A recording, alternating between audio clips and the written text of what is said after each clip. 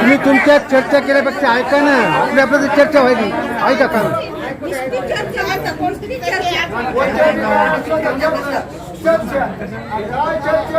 दोन महिने फायली ठेवायला त्यांच्या बिल काढाय आमचं सप्लिमेंट दिलं असेल तर फाईल फुटत त्याला काय करायची. फाईल फुटत हे जे रोष आहे सप्लिमेंट दिलेला असतात ना, फाईल फुटत काय करायची. या रोजचं कारण काय झालंय साहेब, आपण जे आम्हाला सहानुभूतीपूर्वक कर्मचारी आपले आहात, फक्त ओनली वन आपण पगार व्हायला कोणाचं व्हायना. पण राहिला प्रश्न बिल. आतापर्यंत जे चालू होतं, जे पेन्शनरला देत होतात ते बी बंद करून टाकलं.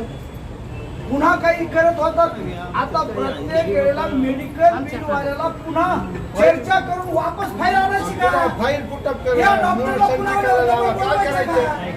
विभागानं बिल काढायला पाहिजे नसेल आणि मागणी केली. महापालिकेच्याच काळात होतं, एक बार बिल पास झालं त्याची ऑर्डर निघून तिथं अशा वाला की काही प्रत्येक याला जर चर्चा करायची, तुमच्यावर चर्चा करायला कोण आहे? मी कुठल्याही फाईलवर चर्चा लिहिलेली नाही. झाला प्रश्न. आस्थापनेचा कर्मचारी आहे, आस्थापनेने कर्मचारी. आता आम्हाला तर आमच्या दृष्टिकोनातून जेव्हापासून सय्यद खाजा म्हणजे आमचं ते जे भाष्यात आलेलं आहे त्यापासून बरीच शिस्त लागली.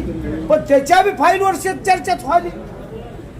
त्यांनी जर आले तर वरच्या अधिकाऱ्यांनी जर सही नाही केली तर खालचा कारकून काय करणार आहे? एकच माणूस इमानदार राहिले.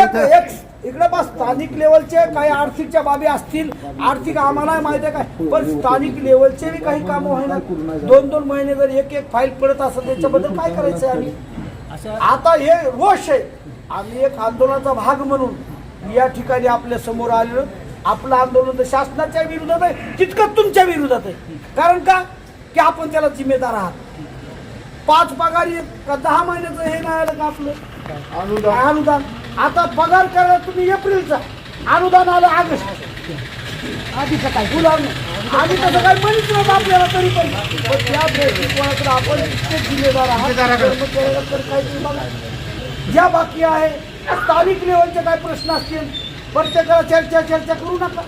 ज्या आहेत त्या सरळ फाईल नाही. तुम्ही ते केलेलीच चर्चा तुमच्यावर चर्चा नाही. पण कसं की तुम्ही प्रत्येक फाईलवर आमची कोण म्हणतात देत नाही.